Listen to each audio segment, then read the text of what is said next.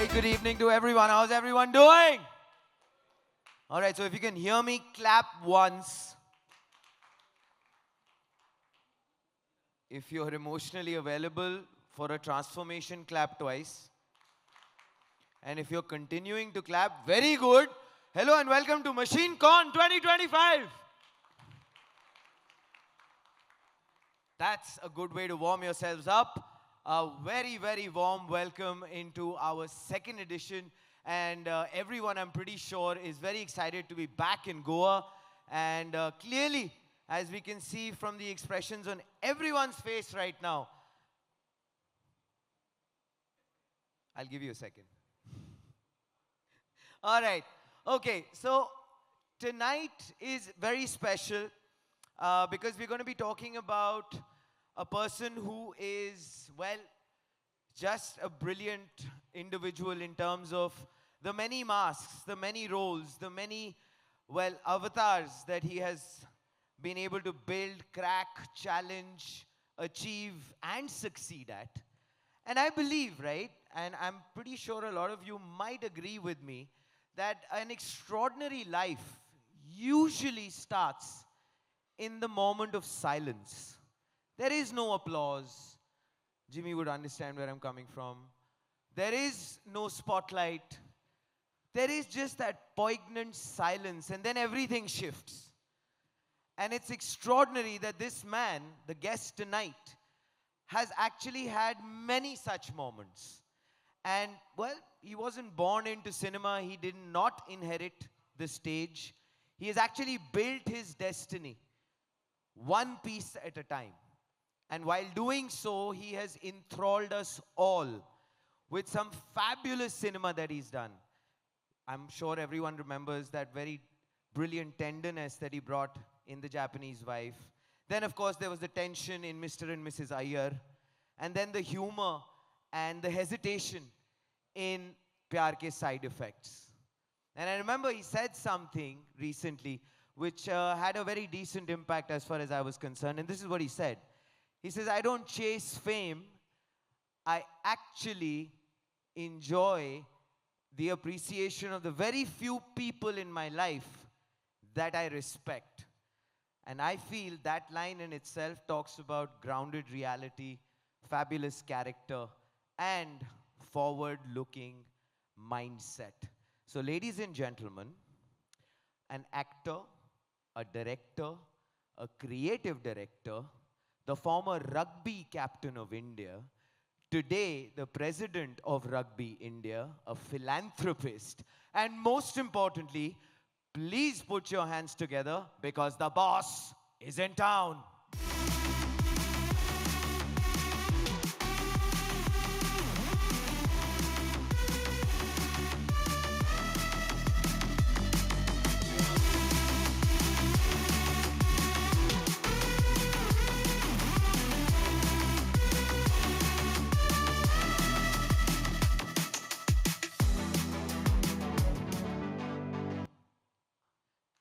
A big, huge welcome for the one and only, ladies and gentlemen, Mr. Rahul Bose.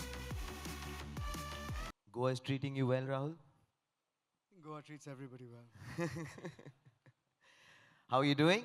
You're looking as fit as ever. I could be fitter, but I'm fine. I'm good. That's wonderful to know. Of course, have to kick off the conversation with the fact that, so I have to share this with everyone, that I remember meeting Rahul a few months back, and it was a fanboy moment for me. I was very, very excited because I remember Rahul from English August, and that was a film which I thoroughly enjoyed because I was doing English honors at the time, and it was one of those exciting films that I saw, and I was like, wow, that's interesting. And so I met with him, and I remember I was having a conversation with Rahul, and he said something which actually was very, very poignant.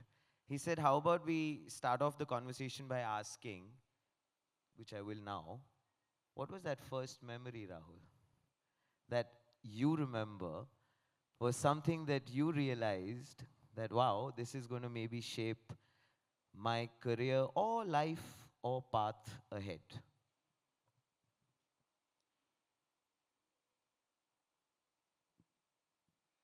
So there's a first memory, and then there's a memory of when you believed this could be the beginning of something. So they were very different, and they'll be years apart. I think the first memory of me that I have related to acting is getting onto a stage like this in school and doing my first play when I was in standard 2. And it was Tom the Piper's son, and I was playing Tom. And I remember coming on stage and three things hitting me immediately. One was, I love this. That doesn't mean you're good at it. I mean, my mother loved to sing, but she was tuneless. So the second was that I'm loving this, and I can see my math teacher sitting in the front row enjoying it. And then she gave me a chocobar ice cream at the end of that. So I knew that I loved it, people loved it. And the third was that um, it's easy. Eating the chocobar? That, of course. But I just found it easy. So why would you not do something if you loved it? And it's easy. And people are responding to it. So it was glorious, that moment. But tell me this, was that the moment, Rahul, that you realized that, well, because let's be honest, you've not settled for the ordinary, and As as we opposed to keep let's being dishonest. now, well, you've never settled for the ordinary. And was that probably the moment, or were you too young to probably embrace or understand that being the moment that, okay, listen, this is a wonderful little trigger. This has opened up a whole new portal for me. And with this, I will probably never settle for the ordinary. Dude, I was 6. Yeah, I know. I mean, that's why. I know. Maybe you were ahead of your years. I don't know. No, no, no. That realization happened much, much later. But I think what I'm most grateful for is that the two things that I loved at that age were playing sport and acting, that I've made that my life. I haven't budged from that boy. Um, I really haven't. I think it's very easy for me to put my arms around that boy and, uh, and, and give him a big hug.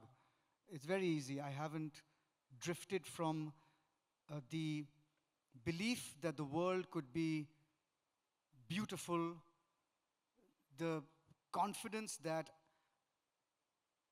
I could shine in this world, the, the knowledge that I would always be surrounded by love. These are very elemental things that come to you as a child. And I truly, I'm not wearing rose-tinted spectacles. I know exactly what the world is about today.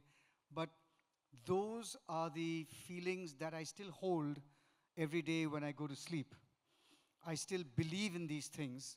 And shine is a egotistical word. I think it's about making a difference, about the math teacher.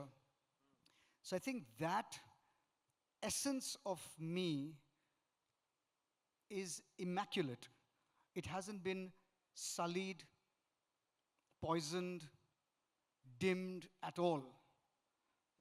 And for that, I mean, who do we thank for that? I really I was don't going know. to come to that because let's be honest, as you just mentioned, that we live in such a wonderful world, and all of us tend to go through lots of different kinds of things which can vitiate that very energy that you're talking about.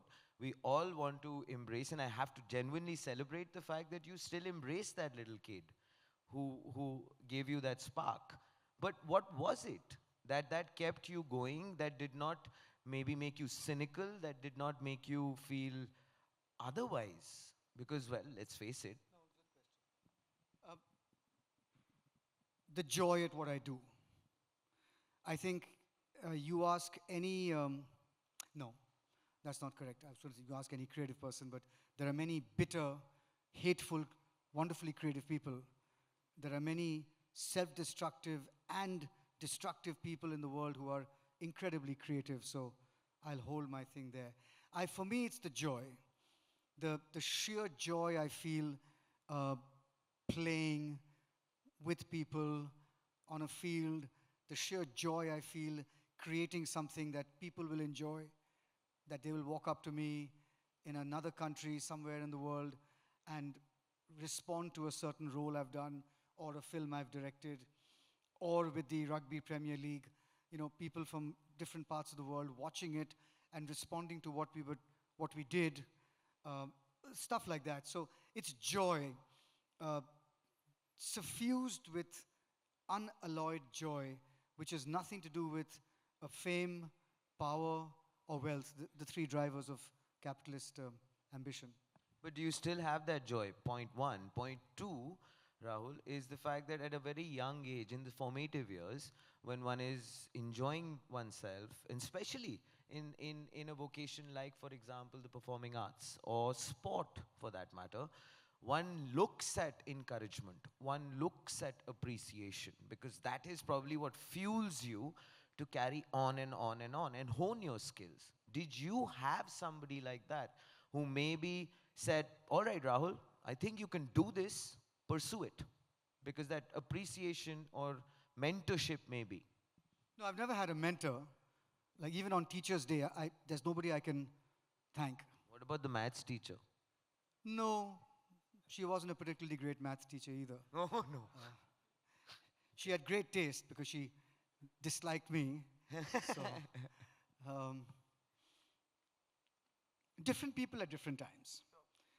But then again, everybody in this room knows that there'll be different people at different times who will rob you of your confidence, who will try and break your spirit, who will doubt you, who will spread the word that you're actually nowhere near as good as you think you are. I think that uh, the world is equal parts negativity and positivity. Sometimes it feels like the world is more negative than positive. But it is what you take in. So I'm very, very clear that I will recognize the good, the bad, the ugly unabashedly every day, and I will chew on the bad and the ugly. I will make sure that I chew and I taste the bitterness of that, and then I will sit with it and say, how much of this has to do with me? And how much of this has to do with the person who's doing the bad or doing the ugly? It's simple, even film criticism. How much of it has to do with the writer who's critiquing your movie versus your performance actually? And anything that's hateful or that's negative will invariably reveal a lot about the person who's making those comments. So for me, I've always, not always, in the last 10 years at least, been very clear. I control the narrative of my life. I control the narrative of my life, and for that to happen, if you really want to control the narrative of your life, you can do no wrong. You must never, ever do wrong. Knowingly. Never be unethical. Always be transparent. Always be accountable. Always speak the truth. Sometimes you don't speak the truth because you want to avoid hurting someone. Fair enough, I get that. That's contextual. But as a basic tenet, if you want to control the narrative of your life, you better make sure that there's not a single pane of glass in your house that somebody can throw a stone at. That's fabulous. I mean, and it's also It's very fabulous, challenging. but it's bloody difficult. Yeah, well, that's what I was going to say. Yeah. Is it challenging, like crazy? Because I No, mean, it is, but that's the only way. That's the only way I have retained the boy. I just don't do wrong. It's boring, but I don't do wrong. I walk away. I'll fight for right, but I will not do anything wrong. I will not. was there a moment, Rahul, that you probably had this almost an epiphanous moment for you to have come to that realization? Because that kind of maturity takes a little bit of falling down, dusting oneself off, probably understanding life a little better. Would you remember one of those moments that Hell, you're like, I can okay, remember wait. hundreds. Wow, Hundreds of it's been a moments. wonderful life, I must say. You know, when your life is fueled by ego in the first 10 years of your career, you're looking for the next designer bag or the next cool party to go to or the next time your name is mentioned in the papers. And so for that, you can play fast and loose with, I've never been unethical, but in the gray areas, or you can say a lie here or something like that. And of course, you do that in a way that is not obviously unlawful, but certainly not the best way to live. Uh, the way you treat people would not be perfect. But then, and I was alluding to this a little bit earlier, the drivers of the, the capitalist drivers of ambition, of, of success, just fame, wealth, and power. Once you attain that success, then the next stage you move to is, can I be a leader in that field? So success, the next stage would be leadership, and the third stage is legacy. And I don't mean that in a way that your statue is being built somewhere. Is it? I think it'll be a very tiny statue. Um, the legacy would be about what people remember you for. And I'm more and more sure that the only thing people will remember you for is the good that you did in the world. It could be an Wonderfully said. invention of the light bulb. It doesn't have to be feeding millions of starving children. Whatever it is, what did you do for the planet? What did you do for the world? What did you do for humanity? I think that's where legacy is finally created. So, Beautifully said. And I'm obviously going to come to that. epiphanous moments, no, but a tiny accumulation of moments that whenever you went to sleep at night, you're like, there's something bothering me. How do I solve it? Okay, the first thing to do is to apologize. If it's another human being, the first thing to do is apologize. And then start. I've never seen anybody not giving you forgiveness when you ask for it. So, the greed to sleep peacefully at night propels every single moral No, absolutely. direction Yeah, that I take. absolutely. It makes sense because finally, I think it's the simpler things in life which eventually egg us on to go and build a legacy like you're talking about. And more importantly, but I want to actually come to this, Rahul, which is that you never came from a family which was creative. For example, there was no cinema, there was no theater. As you mentioned, your mum was a singer, but well, She wasn't a singer. She loved well, to I sing. mean, yeah. What propelled you? I mean, fine, there was that moment. You grade two, all of that is nice. But then theater happening in a big way and you making a big impact. I believe people who have done theater are somewhere far more better equipped to handle life if they start early because you learn so much and you read so much, you interact so much, you're confident at some level or the other. So I want to get into that because theater was a very big part of your life. And No, English August happened from there, if I remember yeah, correctly. yeah. No, I've met some shambolic human beings who are great actors on stage. So I disagree with that. I think there are Okay. lots of people who have got terrible lives off stage who have been acting in the theater for a long, long time. They're very separate.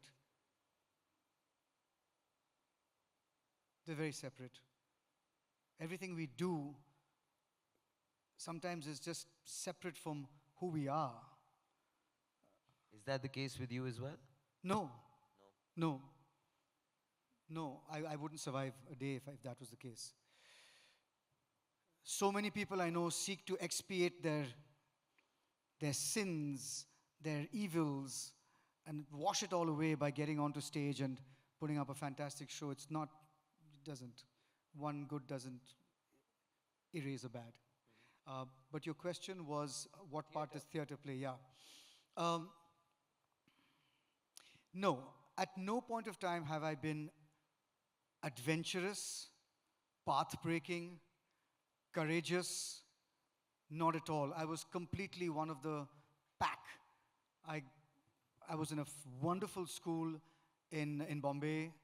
Uh, that school prepared you to be a success in the modern world. It's not that they discouraged the arts. In fact, they encouraged them. But I grew up in the 80s when you didn't just turn around and tell your parents you're going to become an actor. You know, it's a risky thing to do. So I was very much part of the breed. I was following everyone. I'll do my undergraduate in America. I'll do an MBA because I wasn't bright enough to do engineering or medicine. And then I'll become a consultant or an investment banker, whatever it was. But a series of failures, thank God, I don't believe in God, I'm an atheist, but thank something, the series of failures in that direction kept pushing me into a dark hole of failure. And in that, what would save me would be, as always, getting onto stage and acting and saying, okay, I haven't gotten into this school or this college, or I can't do my MBA or whatever it is, but this is still here. Even then, it was not that, can I make this a profession? You still get paid 500 rupees a show. You can't make a life as a theater actor. It's out of the question. So it's only when I finished my education and I decided to join advertising that I said, that I took that first little step away from the tried and trusted and said, if not this, then let me try advertising. But I should still tell all of you that it wasn't because I wanted to, it was because I had failed at the tried and trusted MBA, consultancy, investment banking. That's when I looked elsewhere. So no, I take zero credit for where I've reached. I've reached because that path was shut to me. If it had been open to me, I would be, God,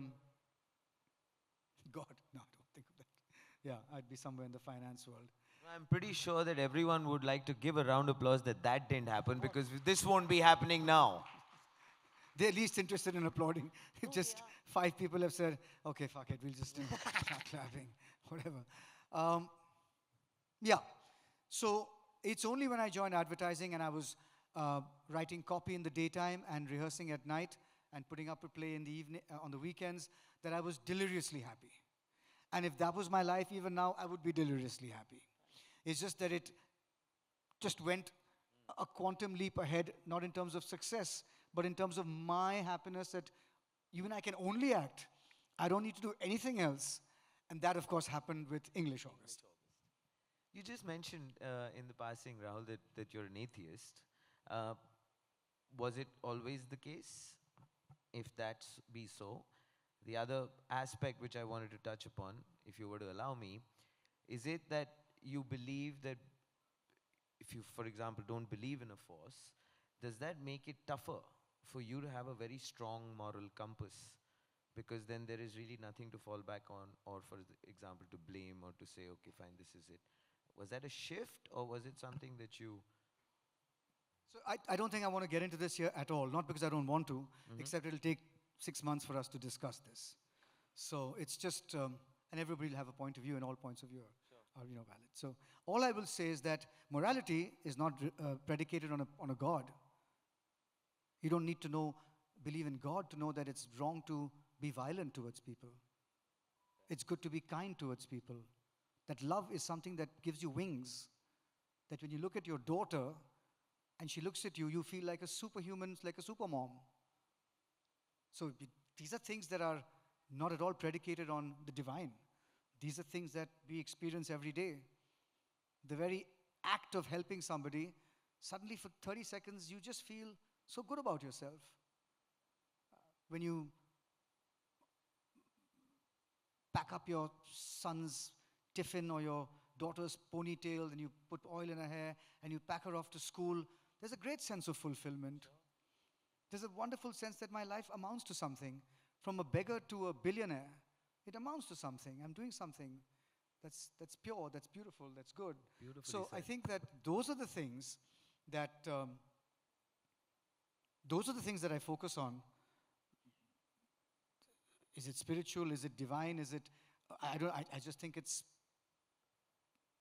morally correct. It's good. These are, it's humane. Beautifully said. Genuinely beautifully said. Please don't ask. If he asks you to clap again, just refuse. Okay. Um, Cinema. But before cinema, advertising was a very important part of your life. You were the creative director of Rediffusion. That's a huge thing, right? And for you to then choose that, all right, this is going to be something which, because by now, as you had mentioned a little earlier, that when you're starting to do something, then you want to get into an aspect of being really good at it. So you had reached that point with advertising. You had reached there. You wanted to even probably get better, hone it further. But then again, Rahul, you switched and you went then into cinema in a big way. So, what was that mindset that got you to think? Were you not comfortable enough? Did you want to experiment? Was it instinct? Was it challenge? I think it was greed, just to be happier and happier. Um, I was very happy with the way the life was going, but when I was offered a film to do, when I had already become creative director of, no, I stand corrected. I was offered English August before I became creative director. Took 2 months off from Rediff, and Arun Nanda he's passed away recently. Ajit Balakrishnan, I went up to them and said, I've been offered a movie, can I take 2 months off? And they said, absolutely, you should, you must.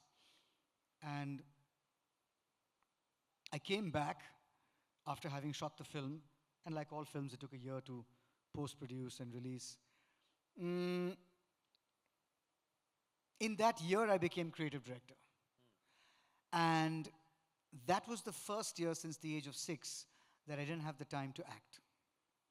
I used to get into Rediff at 10 o'clock in the morning and leave at midnight every single day. And it was 14 hours relentlessly. Of course, I had a lot of time. I used to take time off to go play rugby and come back to the office and shower and come back and work into the night. And for that 1 year when I was creative director, that was wonderful, but I was miserable not acting. I said, wow, this is not cool. And then English August released, and 983 people in regal seating, single screen, 60% full. Imagine 650 people coming to watch a movie, or 580 people coming to watch a movie in a cinema hall today. It's unthinkable. Did you go for the first show? Of or course I something? did. You did, right? Yeah, I sweated bullets. It was 3 weeks it ran. It was sensational, sensational. That is when I began to think, is there a career for me in cinema only? And I remember walking up to my father and saying, I'm going to quit advertising. And I'm going to, she said, what are you going to do? I said, I'm just going to wait. Because unless I quit advertising and create a vacuum in my life, people will not take me seriously as an actor. They will always look upon me as the ad man who acts. Yep. And I said, I'm just going to give it up so the signal goes out to the industry that this guy really wants to act. And he totally disapproved of this. He had disapproved of me going into advertising anyway. He had said, please don't drink and don't smoke substances and all these ad people and all of that stuff. And why are you wearing shorts? Why aren't you wearing trousers and going to work? Kind of thing. But this time he was really upset. Because he said, there's absolutely there's no assurance of anything. So I told him, as I told Arun and Ajit, I said, I have 2 months of salary in my pocket. If after 2, maybe 3 months, because he wasn't paying for I was fending for myself.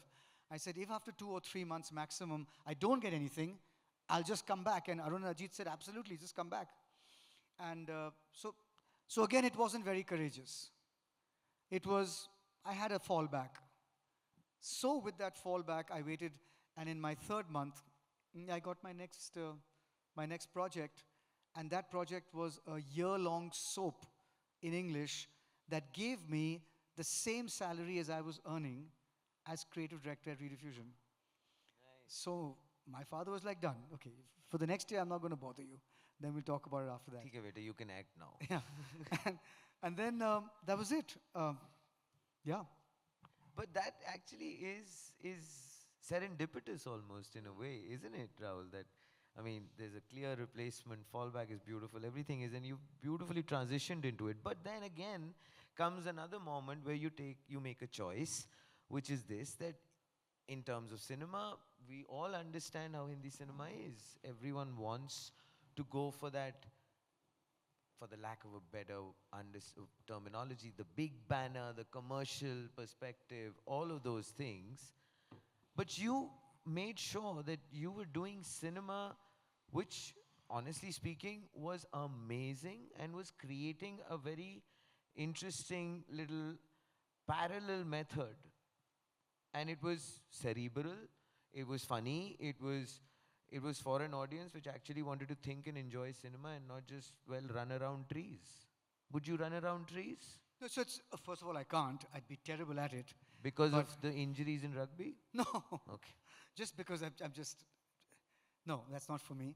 Okay. It's for people who are way more talented than I am. So you won't branch out like that. No, No pun chance. intended. I got it.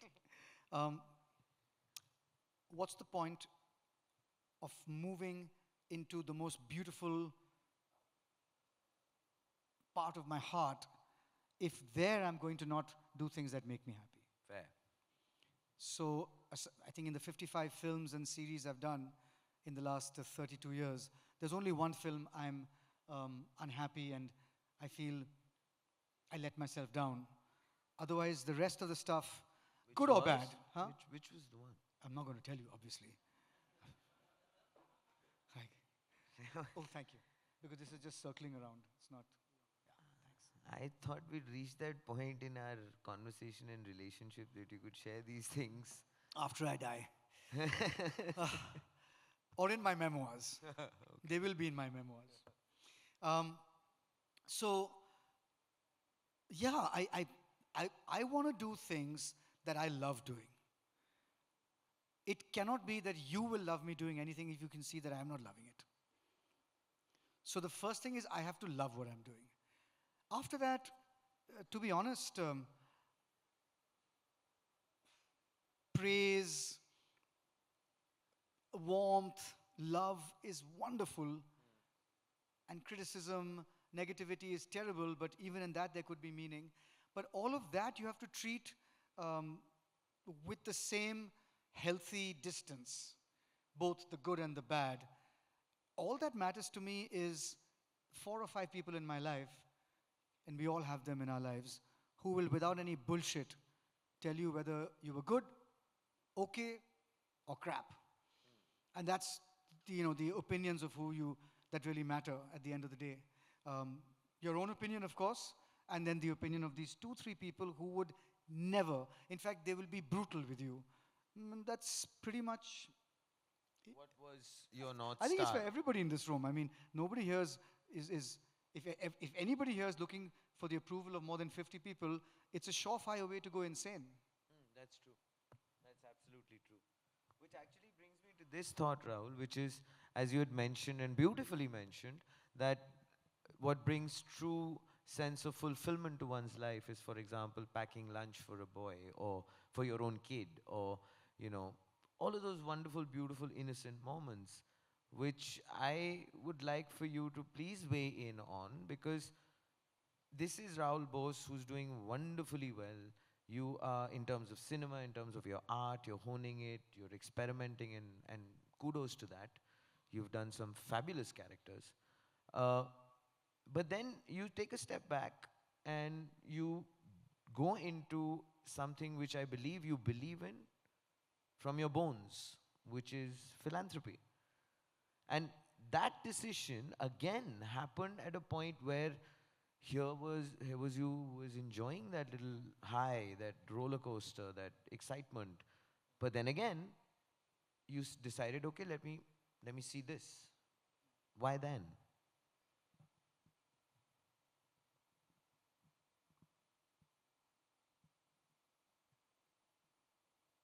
I think it takes very little to make me happy. And once I've got that much, anything beyond that I'd like to share. So 2004, when the tsunami struck many parts of southern Asia, including the Andaman Nicobar Islands, um, I had been working on gender, gender justice and gender equality with a wonderful organization called Akshara Center from 2002. And 2004, December 26th, on Boxing Day, when the tsunami struck, by then, what are the films I'd done? English August, Takshak, Split Wide Open, Mr. and Mrs. Iyer, Jhankar Beats, and I had directed my film, Everybody Says I'm Fine, about the hairdresser who can read people's minds when he cuts their hair.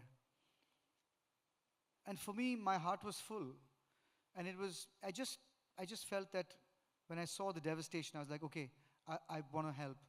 Um, I want to help specifically the Andaman Nicobar Islands because nobody seemed to be talking about the islands. They were talking about Sri Lanka, they were talking about Kadalur, Nagapattinam, they were talking about Indonesia.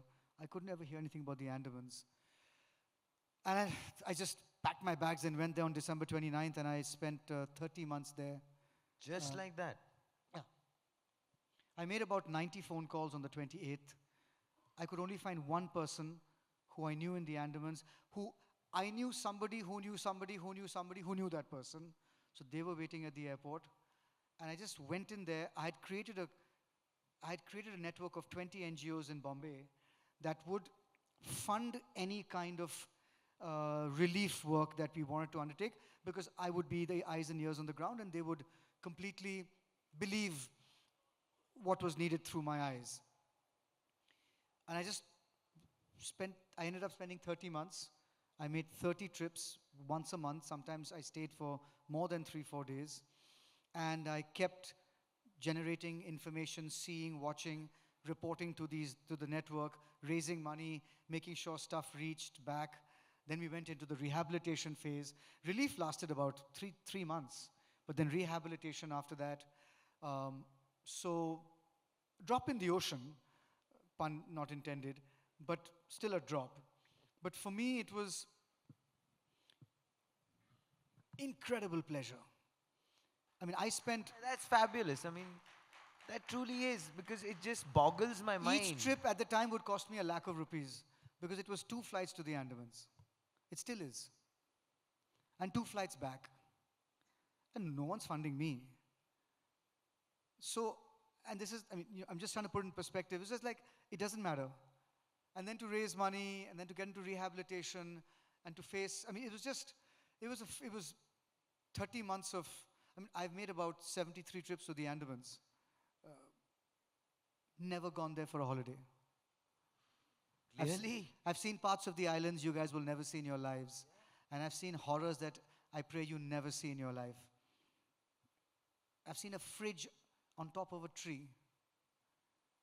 I've seen an island submerged to the extent that all you could see were the trees. And you know, there's an island with trees, but what's underwater is the school, the church, the pump house. I've seen they're called tribal captains, but Sarpanch of one of these islands just collapse on his island and just weep for minutes at the devastation. Once I've gone, I think on my 61st or 62nd trip, because I made 30 trips till 2006, then I started my own NGO, and the first bunch of kids that we selected were from the Andamans, and they were 11 when we selected them, and they're 30 today. Wow, that is amazing. And what a journey. yeah, one of them got married recently, Wow. and she asked me to give her away at her wedding. Oh my God, Rahul, that's That was just such a beautiful moment. beautiful. Yeah. Beautiful. And kudos to that, Rahul, honestly. But the thing is, has anybody seen a single photograph of mine from the Andamans? Of me giving relief to someone, or helping somebody, or standing with a bunch of hungry, starving villagers? Nobody knew about it. Nobody It's not, genuinely that's knew just, about it. That's not why you do it. You do it because it's a contract between you and them. They are giving you enormous happiness, and you are giving them everything you can. And it's a 50-50 beautiful partnership that lasts for 20 years or whatever it is. There's never, They last for generations, Rahul. I mean, those yeah, kind but, of it's an equal partnership because Yes. I'm getting as much as they're giving, as they're getting. So what does it bother anybody else? How should it bother anybody else unless I get my ego into play? Once I get my ego into play, then it's going to screw it up. Then there are going to be the photographers and the videographers. And oops, I didn't know they were there. You know, that kind of ludicrous hollowness.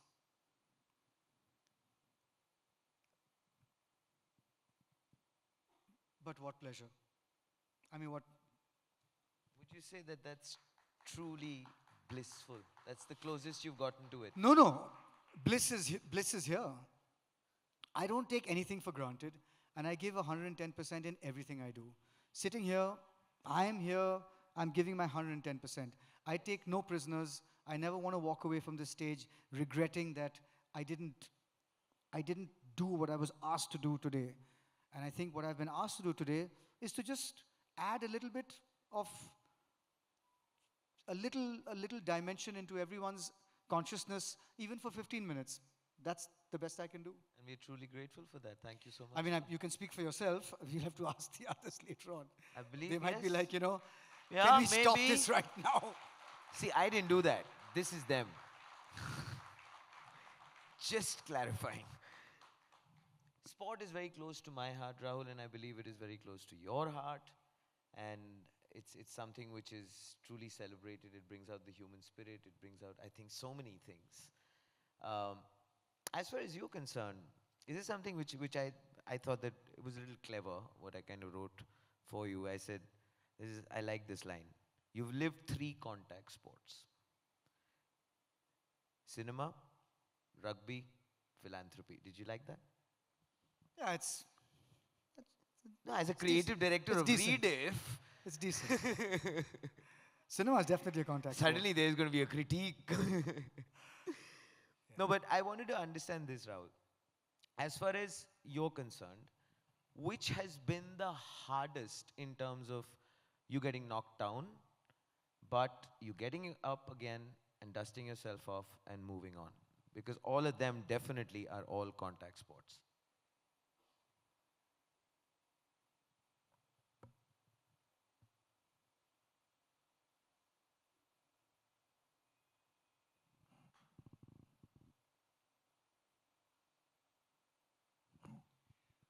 I think it would be philanthropy.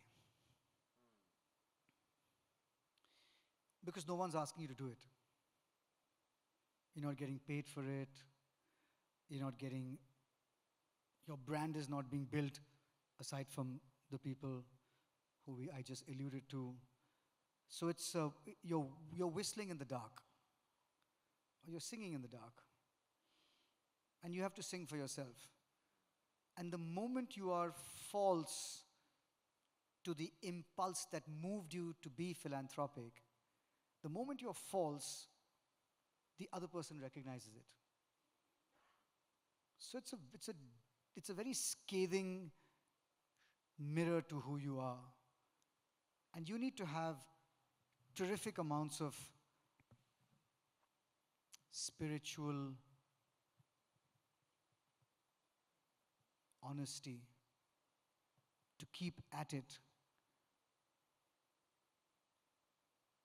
to not let darker forces prevail inside your own body. Darker means just like, give it up, forget it, shut it down, don't do it. What are you doing this for? I've had people saying these very words to me, maybe in the last 20 years at least 1,000 times. Or the ego bit, Rahul. Suddenly ego creeping in, that's dark as well. Yeah, I mean, but ego's in the other two, is also in the other two. You asked me which was the toughest. None of them are easy. They're all beautiful, and they're all incredibly, like my most, I'd be nothing without those three worlds, but um, as a constant test, I think philanthropy. All right. I please would implore you to tell everyone in terms of what you're doing for rugby in India because truly it is inspirational. And I don't know how many people know this, but Rahul has been tirelessly working on this for more than what, 5, 6 years now, quietly, as always, as you do. I'd really like you to tell everyone because there's some really exciting stuff that he's been working on, and we'll all be, of course, spectators to it very soon. You want to tell them? Okay, so this will take about 3 or 4 minutes, and I promise I'll leave you after that. There are approximately 760 districts in this country, and rugby is played in 322. 40% of India plays rugby, but nobody knows. And it's played by the poorest of the poor. This is not a rich person's game. It's not played in any of the big cities. If it is, it's played in by a couple of NGOs and in the slums. Otherwise, the rest of rugby thrives boldly and big in districts of India. For perspective, in Asia, our women are ranked 6th. Our men are ranked 12th. For perspective, again, if you get to the top 2 in Asia, you make the Olympics. There's been no Indian team in the Olympics apart from hockey for 80 years. Let that sink in. Everybody who participates from this country in the Olympics in the individual sports, shooting, boxing, wrestling, athletics.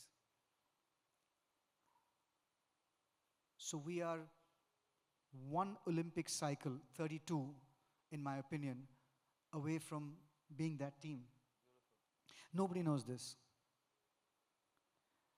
The fact that our women have entered the elite group of Asian nations, in fact, we should be in the top 5. We lost the playoff for the 5th place in the last 10 seconds of our game. But, given the fact that this sport is played by players at the bottom of the socio-economic pyramid, how on earth are they playing? Who is playing? What are we doing? To break the vicious cycle of sponsors from corporate India saying, rugby is not even on television, why should we fund it? To broadcasters saying, rugby, nobody funds it, why should we show it? To both parties saying, but who will watch it? We created the first rugby Premier League this year in India. Very much like the IPL. No, let me first finish before you start clapping because there is something to clap about. We got the 30 best rugby players on the planet to come to India. 6 franchises, billionaires owning those teams, all of that. Imagine. We got 30 of the current, the Messis, Ronaldos of today, the Alcarazes, the sinners of the world of rugby today to play. And they played with the 30 best Indian players, men's. But before that, we had the 6 best coaches on the planet. So when I went to meet the players, they were like, who are the coaches? When I gave them the names of the coaches, they were like, what? You have the equivalent of, I don't know, Ponting and Dravid and etc. of rugby. I said, yeah. So we're coming. We got the players. You went to franchise owners and said, look, this is what's going to happen. You went to the broadcasters. Note, not one of them had seen a game of rugby in their life. Long story short, from June 15th to June 29th this year, we had the first Rugby Premier League in Mumbai at the Andheri Sports Complex. It's a world-class ground. The ground is world-class.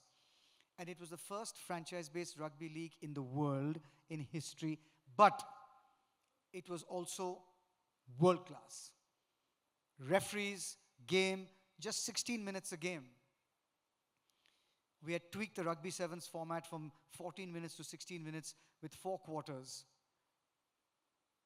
It was on Geo Hotstar, it was on Star Sports Select, and it went to over 100 countries across the world on World Rugby, the parent body, their feed for free. So we had everybody who watches the best rugby in the world watching. And I can show you all the SMSs, all the text messages and WhatsApp messages from people all over the world saying this was the best looking rugby TV product they have ever seen. All the players want to come back. All the top guys, like legends, they all want to come back.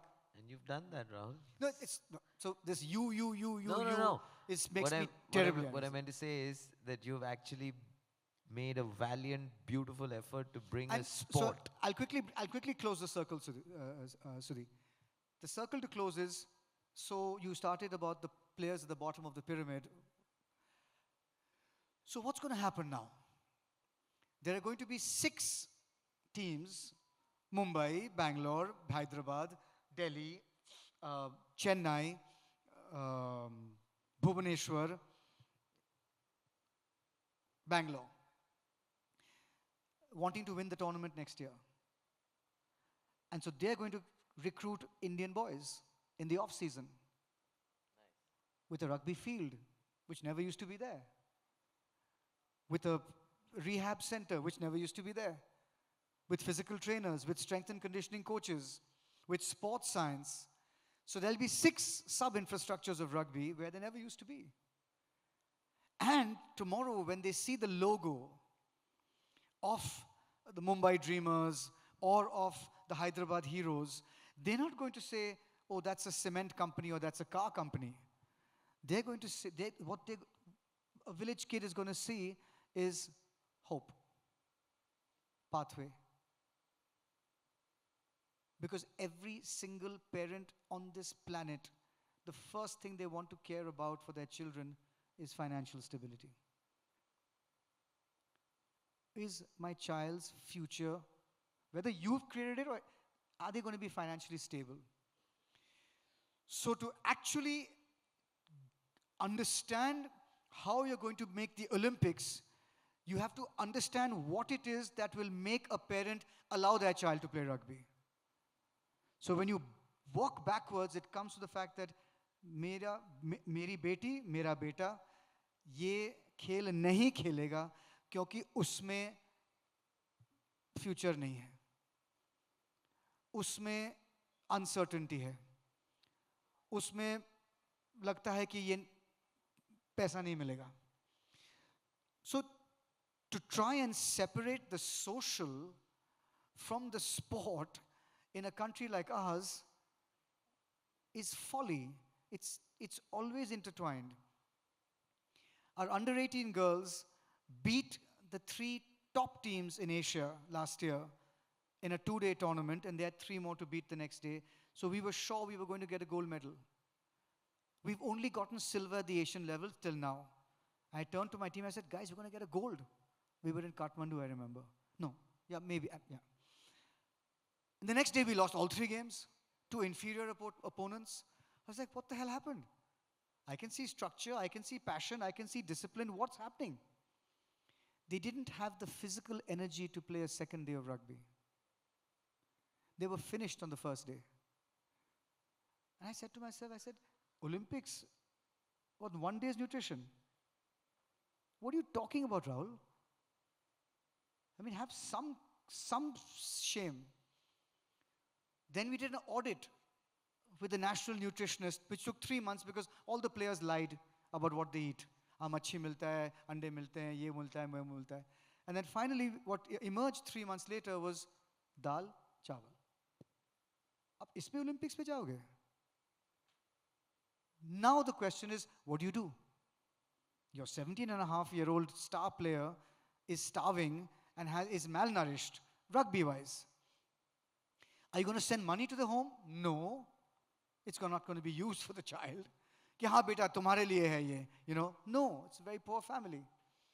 Are you going to send them nutritional biscuits over my dead body? So what's the answer?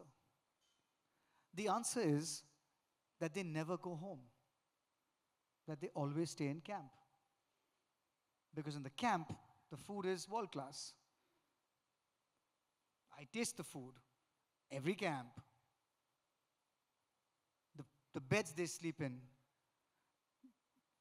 air conditioned rooms, sports science, rehab, strength and conditioning, South African all of that. It costs 25 to 27 lakhs to keep 25 players in camp for a month.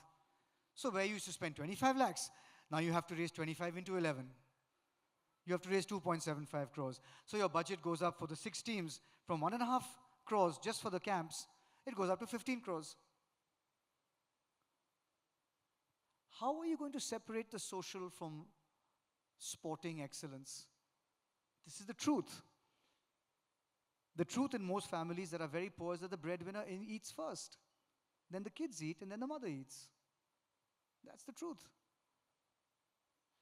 So if you are not willing to get into the belly of the problem in this country, then don't talk about it. It's just not going to happen.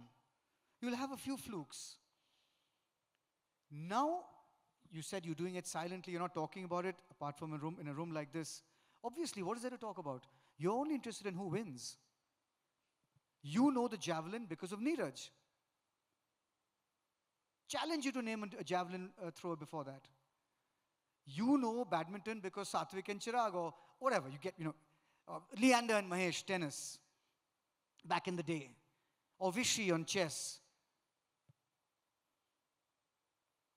So we have to come to that point. We have to earn your recognition. Till such time, we're going to shut up and just work hard.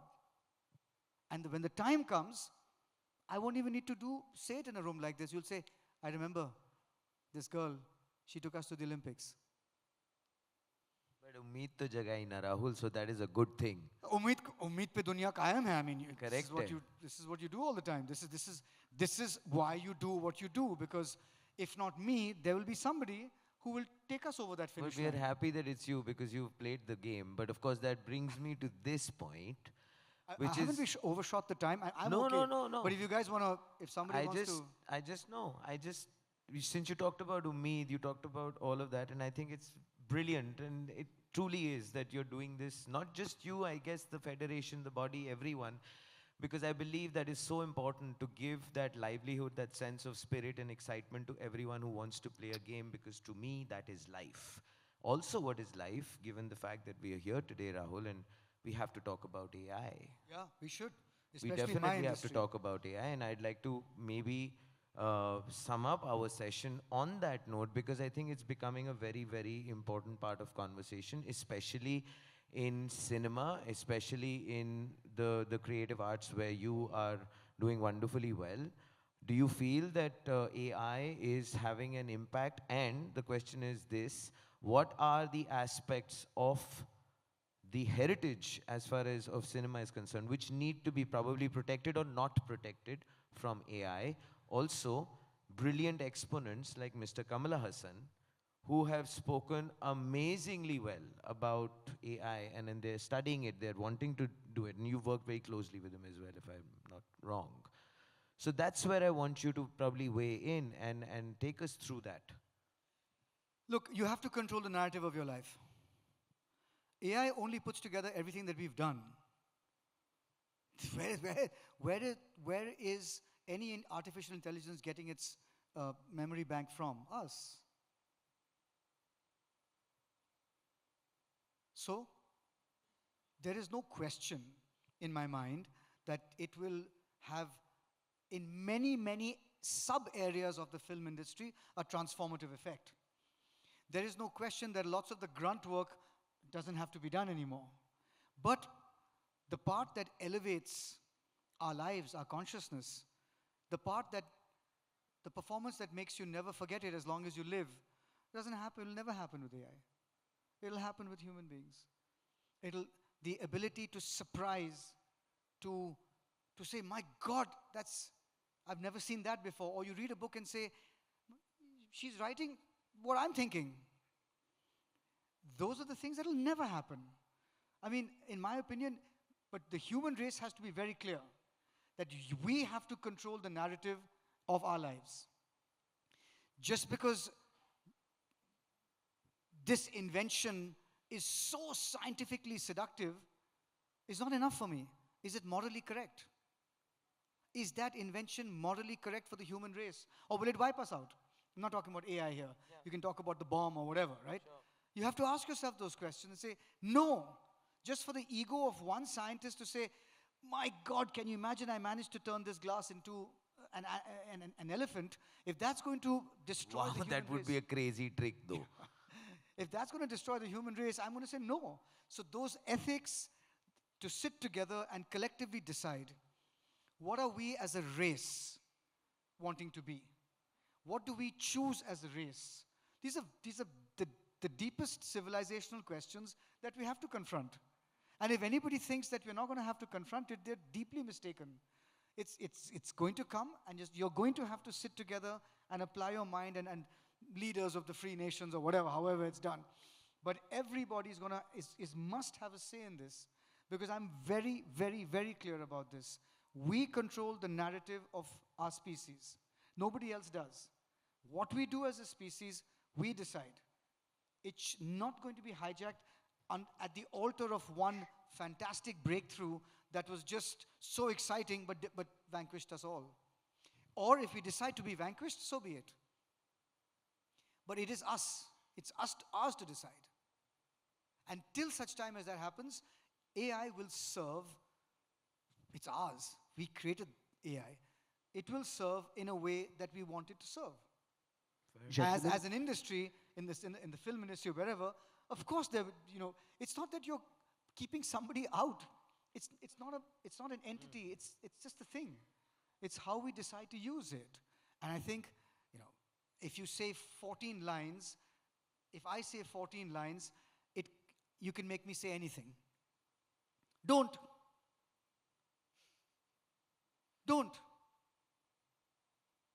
Simple. How difficult is that? Fair enough. Gentlemen, Well, my apologies. but clearly- like Rahul had pointed, we did run out of time. My apologies. But if we could wrap this up, it would be fantastic. Thank you very much. Clearly, thank you so much, Vineet. But more importantly, I believe, ladies and gentlemen, that Rahul did address the elephant in the room, and brilliantly. Ladies and gentlemen, a big round of applause for clearly the boss being in town.